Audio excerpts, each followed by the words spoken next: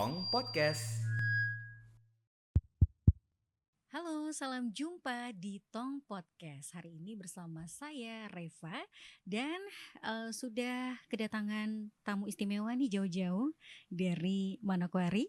Saya sapa dulu. Halo Pak Kanwil. Terima kasih Mbak Reva. Selamat pagi para pemirsa semuanya. Oke, kita akan berbincang-bincang dengan Kepala Kanwil Direktorat Jenderal Perbendaraan Provinsi Papua Barat, Pak Purwadi Adi Putranto. Nah, Pak Kanwil, mungkin bisa disampaikan dulu nih ya untuk pemirsa podcast kita, tugas dan fungsi dari perwakilan Kementerian Keuangan khususnya di Provinsi Papua Barat nih apa sebenarnya nih? Terima kasih Mbak Reva dan para pemirsa. Jadi memang ini mungkin jarang kita dengar ada perwakilan Kementerian Keuangan ya. Lebih kenalnya mungkin KPPN, Iya. KPBC, KPP gitu. Nah, jadi memang karena Kementerian Keuangan ini organisasinya tidak integrated system tetapi holding, maka diperlukan wadah untuk melakukan koordinasi antara masing-masing unit eselon 1. Oleh karena itu melalui KMK 394 tentang perwakilan Kementerian Keuangan dibentuklah perwakilan Kementerian Keuangan di setiap provinsi. Nah, perwakilan Kementerian Keuangan ini sekali lagi bukan lembaga struktural. Strukturalnya tadi hanya Kanwil eselon 2-nya, di eselon 3-nya ada KPPN, kantor pelayanan yang lain. Nah, tugasnya lebih ke mengkoordinasikan unit-unit yang ada di daerah, unit-unit Kementerian Keuangan di daerah tadi, supaya bisa bersinergi dalam memberikan pelayanan yang terbaik untuk mitra kerja kita, termasuk ke pemerintah daerah maupun instansi vertikal, termasuk RRI juga, kan mitra kerja kita. Demikian Mbak Jadi Reva. mengkoordinir ya, seperti tadi KPPN ya, mungkin kalau orang fak-fak ya taunya seperti itu. Nah, kalau peranan DJPB sendiri dalam mendukung pengelolaan keuangan negara di daerah nih Pak, gimana Pak? Jadi kalau kami dari Ditjen Perbendaraan sebenarnya fungsinya banyak sekali, tapi mungkin ya ini yang sedang cukup ngetren ya katakanlah di daerah, terutama KPPN kita nih, karena Ditjen Perbendaraan di unit vertikal paling bawah adalah KPPN, adalah menyalurkan dana transfer ke daerah. Jadi ini entah kabar baik entah kabar tidak baik. Kabar baiknya apa Pak? Tidak baiknya apa nih? Ternyata hampir 96%, di atas 90 lah rata-rata, pemerintah daerah di Papua Barat ini tergantung dari dana transfer. Jadi tingkat kemandirian fiskalnya masih belum optimal. Artinya dana transfer ini menyumbang tadi 90-96%. Nah, tugas dari KPPN adalah menyalurkan 96% yang menjadi pendapatan daerah tadi untuk dilakukan pembelanjaan di daerah melalui APBD. Dengan demikian fungsi KPPN khususnya kalau di Fakfak ini adalah ya. KPPN Fakfak, kepala KPPN-nya Pak Samsudin, ini harus kolaboratif banget, harus aktif, intens berkoordinasi dengan Pemda supaya dana-dana transfer yang nilainya itu sekitar 96% dari penerimaan Pemda bisa tersalur tepat waktu sehingga dapat digunakan untuk melakukan pembangunan di Fakfak ini. Iya, ini menarik juga Pak, kalau soal program-program unggulan yang harus diketahui masyarakat nih Pak.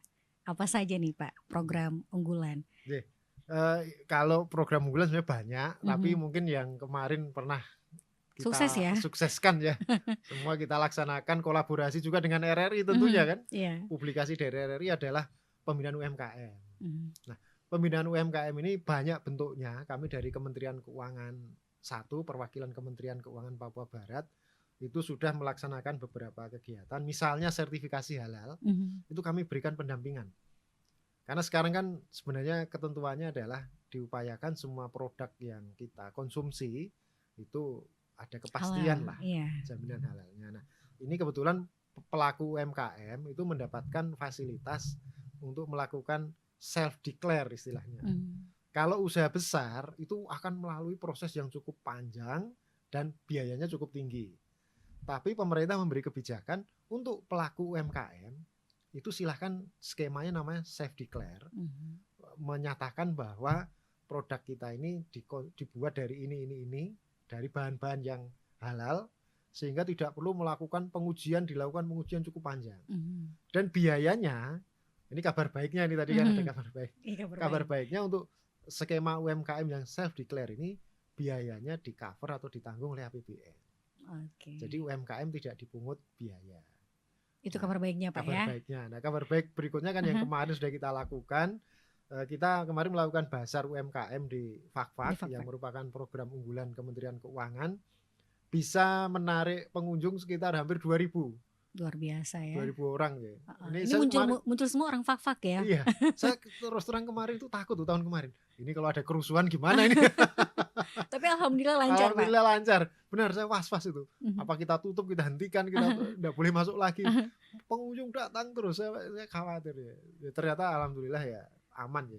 Nah, dari situ kita sekitar 10 jam ya untuk 10 jam kegiatan Basar kemarin, tahun kemarin itu berhasil omsetnya itu berputar sekitar 89 juta.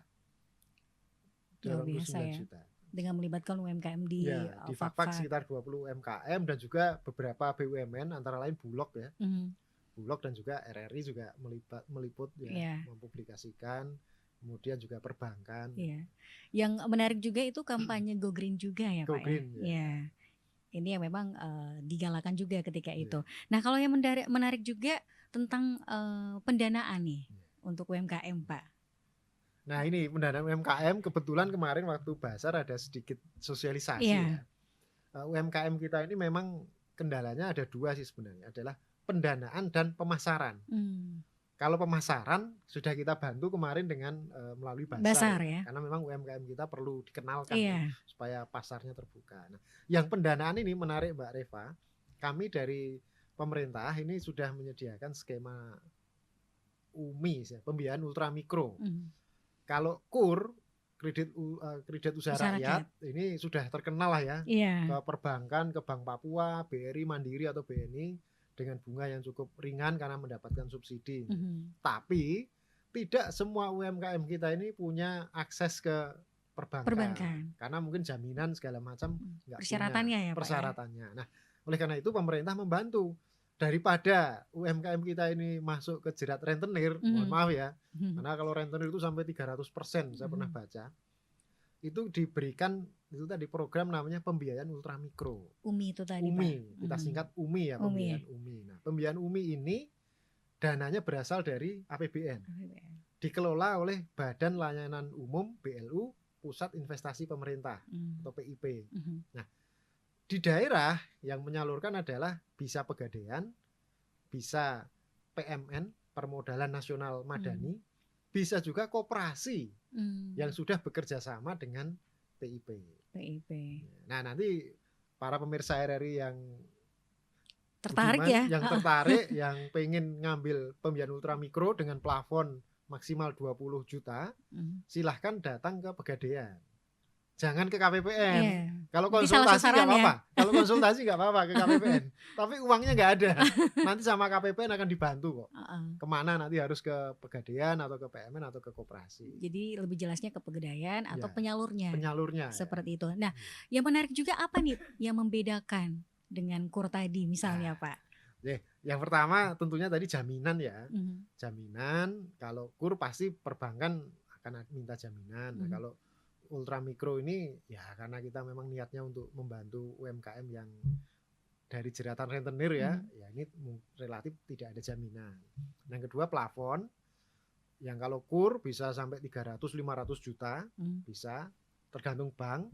Nah kalau yang dan bisa mungkin sampai 5 tahun bisa kan karena plafonnya tinggi. Nah kalau untuk yang UMI, pembiayaan UMI maksimal 20 juta ya plafonnya 20 juta ya tenornya 1, 2 atau 3 tahun saja.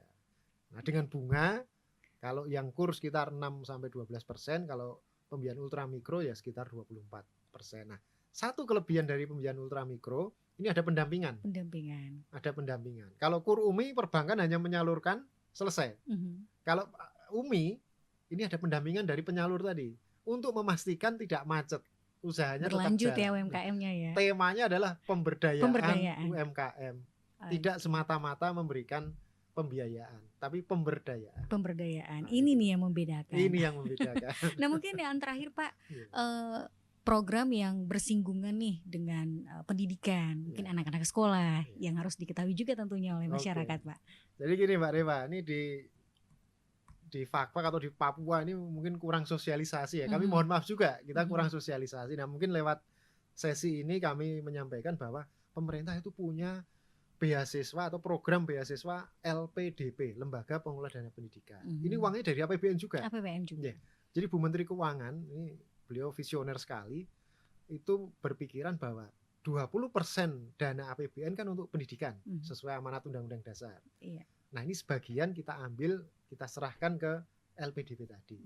Nah, nanti hasil dari pengelolaan dana LPDP itu, hasilnya atau imbal hasilnya digunakan untuk beasiswa.